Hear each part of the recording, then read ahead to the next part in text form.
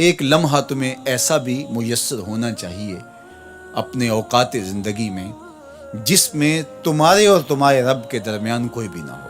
وَتَبَتَّلْ إِلَيْهِ تَبْتِيلًا، سب سے کٹ کے، الگ تھلگ ہو کے، بالکل یکسوئی کے ساتھ تم اپنی زندگی کے وہ لمحے اپنے رب کے ساتھ جوڑ دو۔ جس طرح ایک روایت میں فرمایا لی مع اللہ وقت لا یسعنی فیہ نبی مرسل ولا ملک مقرب، میرا اور میرے رب کا معاملہ کبھی ایسا ہوتا ہے درمیان میں نہ کوئی فرشتہ ہوتا ہے نہ کوئی رسول اور پیغمبر ہوتا ہے، وہاں میرا اور میرے رب کا ہی معاملہ ہوتا ہے۔ تو یہ یکسوئی کے لمحات ہیں، تو ہمیں بھی حضور علیہ الصلوۃ والسلام کے سینے سے نور لے کے اپنی زندگی میں کچھ ایسے اوقات مقرر کرنے چاہیے، اور وہ بہترین وقت میرے رب نے خود بیان فرمایا ناشئۃ اللیل ہے، وہ سحری کا وقت ہے، وہ رات کے لمحے ہیں، وہ پچھلے پہر کی مبارک گھڑیاں ہیں جب رحمتیں چھم چھم اتر رہی ہوتی ہیں اور اللہ کی رحمتیں بندے کا استقبال کر رہی ہوتی ہیں۔ تو اس وقت اگر اللہ کے حضور کھڑے ہو کے ربط قائم کیا جائے تو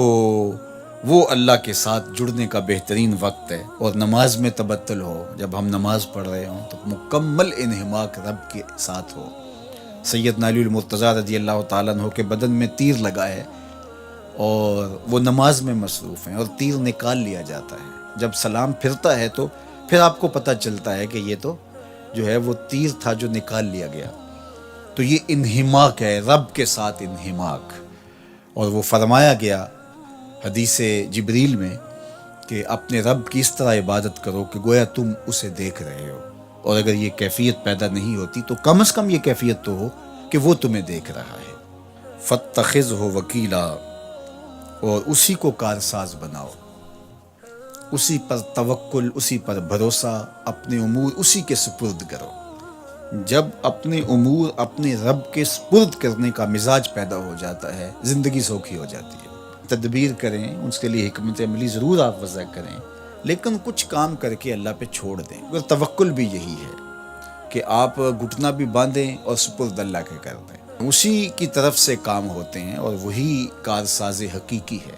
تو فرمایا کہ فَاتَّخِذْهُ وَكِيلًا، اسی کو کارساز بنا لیجئے اور اسی پر اپنے کاموں کو چھوڑ دیجئے۔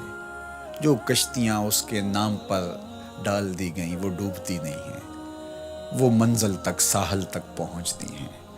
تو ہمارا تو اتنا ہی کام ہے کہ کشتی ڈال دی، لیکن اس کو پار لگانا تو اسی کا کام ہے۔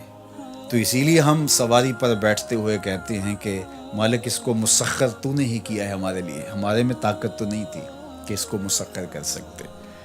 تو یہ اس کے کرم سے ہوتا ہے۔